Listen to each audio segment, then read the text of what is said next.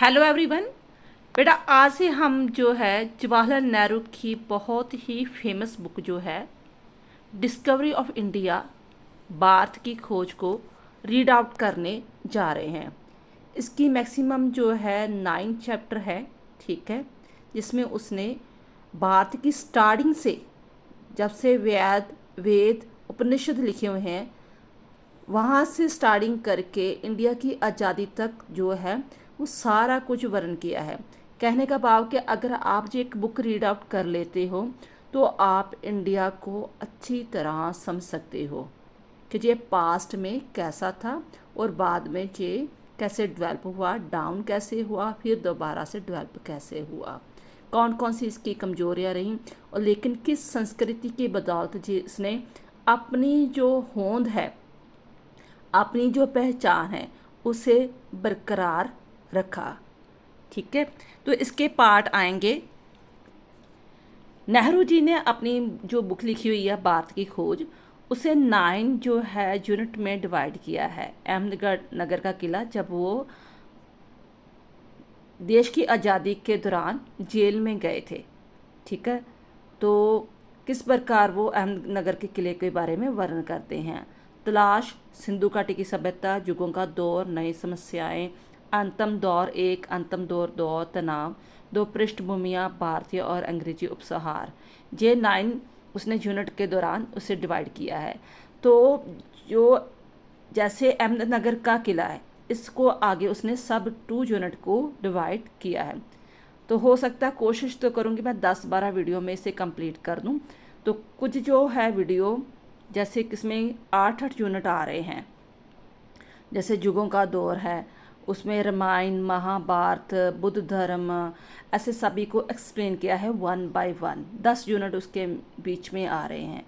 तो लेकिन अगर आप थोड़ा पेशेंस रखकर इसे, आपने सारा दिन तो वीडियो देखते रहते हो फ़ोन वगैरह, पेशेंस रख के थोड़ा सा आप वीडियो देखते जाओगे तो आप टोटली कोई भी हिस्ट्री आपको पढ़ने की ज़रूरत नहीं पड़ेगी। सारा कुछ एक ही बुक में समाया हुआ है, यानी कि जैसे कहते हैं ना, एक चाबी होती है सारे घर की, इसी तरह ये जो बुक है वो सारी इंडिया को अगर आपने अच्छी तरह जानना है तो वो एक तरफ एक चाबी है, एक की है हमें पूरे इंडिया को अच्छी तरह समझने के लिए। चलो स्टार्ट करते हैं इसका फर्स्ट चैप्टर, अहमदनगर का किला।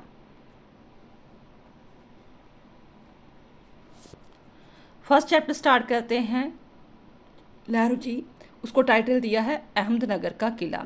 कहते हैं कि अहमदनगर किले में बंदी जीवन बताते हुए, यानी कि नेहरू जी जेल में एज ए कैदी के तौर पर बंद थे, क्योंकि देश का आंदोलन चला रहे थे ना, तो जो भी चला रहे थे उसे मतलब अंग्रेजों उसे जेल में बंद कर रहे थे। अहमदनगर किले में बंदी जीवन बताते हुए 13 अप्रैल 1944 को जवाहरलाल नेहरू द्वारा देश के प्रति की गई विचार विभक्ति की प्रस्तुति इस प्रकार है। ये उनकी 9वीं जेल यात्रा थी। कितनी थी? 9वीं। ठीक है, 2-3 साल बाद तो देश हमारा आज़ाद हो गया था। अब 20 महीने से भी अधिक समय से वे यहीं बंदी थे। 9वीं जेल यात्रा थी और थे 20 महीने हो गए थे इसे। जिस दिन वे जहां आए उस दिन शुक्ल पक्ष का दूज का चांद आकाश में था। उन्हें ऐसा प्रतीत होता था कि जब भी दूज का चांद आकाश में दिखाई देता है तो उसे 1 महीना पूरे होने की सूचना देता है। साथ ही ये एहसास दिलाता है कि वे नेहरू जी का स्थायी साथी रहा है।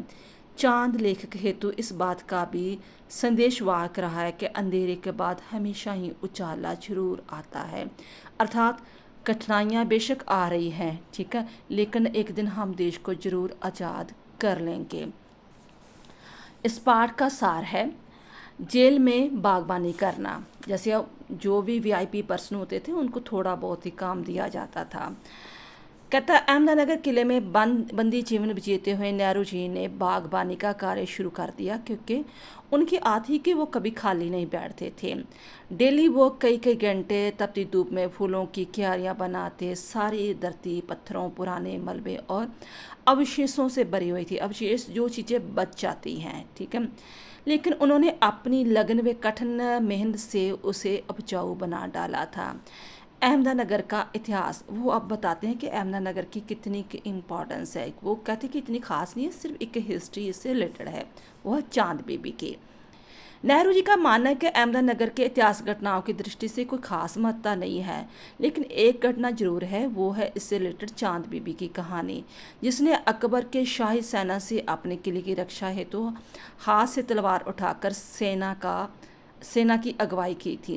वह साहस से लड़ी, लेकिन अंत में अपने ही एक गद्दार के द्वारा उसकी हत्या कर दी गई। जेल में कुदाल छोड़कर कलम उठाना, कुदाल होती है जैसे जिससे ज़मीन खोजी जाती है, ठीक है। नेहरू ने चाहा था कि इस स्थान की खुदाई कर नई नई वस्तुओं की, पुरानी इमारतों के टुकड़ों की खोज की जाए, लेकिन जेल के अधिकारी तब कौन थे? अंग्रेज, है ना। अधिकारी सीमा स्थान से आगे बढ़ने नहीं देते थे, इसलिए उन्होंने कुदाल को छोड़कर कलम हाथ में उठा ली। तो एक वादा अपने आप से किया कि जब तक देश आज़ाद नहीं होता मैं लिखता ही जाऊंगा। तभी उन्होंने 7-8 किताबें लिख ली थी, ठीक है ना। अपनी बेटी को भी पत्र लिखते थे। ये भी एक इसने उसी दौरान ये जो बुक है जो बहुत ही फेमस हुई थी उसे लिखा था। उनका मानना था कि ना तो ईश्वर के दूत बनकर भविष्य के बारे में लिख सकते थे, ना ही अतीत के बारे में इतिहासकार की भांति लिखने में सक्षम है। वे तो केवल वर्तमान विचारों का अतीत के विचारों के क्रियाकलापों के साथ संबंध स्थापित करके उसके बारे में लिखना चाहते हैं कि मैं तो सिर्फ जो मैंने पढ़ा है इंडिया के बारे में उसके बारे में सर्वे करना चाहता हूँ कि एक्चुअली इंडिया की होंद क्या है, कब इसकी शुरुआत हुई, कैसे ये सर्वाइव कर पाया, इतने हमलावर आए भी, चाहे थोड़ा बहुत उसके कल्चर जहाँ पर मिक्स हुए, फिर भी ऐसी कौन सी चीज़ें थीं जिसके कारण इंडिया ने अपनी संस्कृति को जिंदा रखा। तो अगर आप 8th क्लास के बच्चे हैं, ठीक है, तो जहाँ थोड़े बहुत इसके इम्पोर्टेंट क्वेश्चन वगैरह है ये आप देख सकते हो, ठीक है। तो नेक्स्ट इसी पार्ट में दूसरा चैप्टर आता है अतीत का दबाव। इसका सार कि मानस पटल पर अतीत का प्रभाव। नेहरू जी का मानना है कि मनुष्य के मानस पटल पर अपनी संस्कृति और सभ्यता को जो पुरानी छाप रहती है वह अच्छी हो या बुरी हो, दोनों रूप से प्रभावित करती है। भी आप जिस कल्चर में, जिस स्थान में पले बड़े होते हैं उसका नेचुरली आप पर इफ़ेक्ट पड़ता है। बड़े होकर आप कहीं भी चले जाओ, मान लो मैं अमेरिका भी चली जाऊँ, मेरा जो खाने पीने का, मेरा जो स्वभाव है, जो कुछ है, वो मेरी आदतें एक इंडियन के तौर पर ही रहेंगे। थोड़ा बहुत चेंज होगा लेकिन मैक्सिमम वही रहेगी। प्राचीन सभ्यताओं से जुड़े लोग विचरस उठते हैं। जब उनकी सभ्यताएं विकृत होती हैं वे वातावरण उन्हें दम घोंटू लगने लगता है, जैसे भारत और चीन की सभ्यताएं। कि भारत की सभ्यताएं भी बहुत पुरानी है, चाइना की भी। अगर लगता वो किसी और कल्चर में चले गए हैं तो उसे लगता जैसे मेरा दम घुट रहा है। अपनी विरासत के बारे में विचार करना। नेहरू जी का सोचना है कि उनकी विरासत क्या है, वे किन बातों के उत्तराधिकारी हैं। फिर वे स्वयं ही उनका सोचना है कि मानवता के जिन मूल्यों को हजारों वर्ष में प्राप्त किया जाता है, विजयों को उल्लास, पराजयों का दुख व मानस के साहसी कारनामे जो सभी उनके साथ जुड़े हैं, वे वही इनके सबसे वारस हैं। भारतीयों की विशेषता। उन्होंने अपने विचारों से इस तथ्य का भी उल्लेख किया है कि भारतवासियों की विरासत की विशेष बात है कि ये आपको किसी से अलग नहीं समझते। हमारा रक्त, हमारा जो मांस है, हमारी हड्डियां हैं, ये विचार समाया है। यही बात सभी को मिलाकर एक करती है कि इसके आधार पर ही वर्तमान और भावी रूप बना रहेगा। तो इसके भी थोड़े बहुत जो आपके इम्पोर्टेंट क्वेश्चन है वो आप देख सकते हैं। ये हो गया आपका एक पार्ट कंप्लीट। नेक्स्ट वीडियो में दूसरा पार्ट करेंगे।